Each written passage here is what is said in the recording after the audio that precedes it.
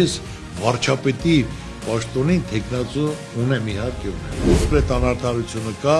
պետք է ուղղվի, որ բոլորն էլ վստահ լինեն։ Հաղթել է ուժեղը, հաղթել է խելացին, հաղթել է արդյունավետը։ Ուր էիք վերջին 5 տարիների ընթացքում եւ մեր պետությունը անցնում է դժվարությունների միջով։ Մանե ջան, ուր էի։ Կարևորը պետությունն է։ Կարևորը մանդատը չի, կարևորը արդյունքն է։ Նախկին ու հին ու նորը մոռանանք։ Իմ որդին Հովանեսը ոչ ցանկություն ունի, ոչ էլ իրավունք ունի։ Ես գործի մարդ եմ, չեմ ասում 100,000, 200,000, մեկը հաց պետք է տա այդ 100,000-ը ոնց ալնել, մի հատ ինձ բացատրի, ես հասկանամ։ Ծրագիրը կազմում եք դուք։ Հիմա իմ խնդրանքն է, որ այս հարցը դու այն ցանկացած քաղաքական գործիչներին տաս, այն մեծ խոսացողներին էլ տվեք, որ նրանք ինչ են արել։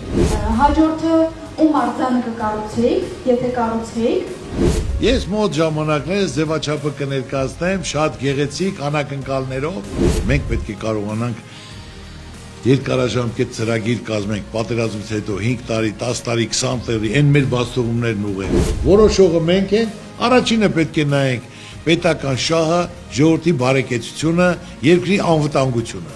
Ուժեղ մարդու հետ են հաշվի նստում, թույլ է ոչ մեկն էլ հաշվի չի նստում։ Խեղճությունը մեր թշնամին է։ Մենք պետք է մեջք-մեջքի տանք, էտատելություն, թշնամանք, մերոնք, ձերոնք։ Դա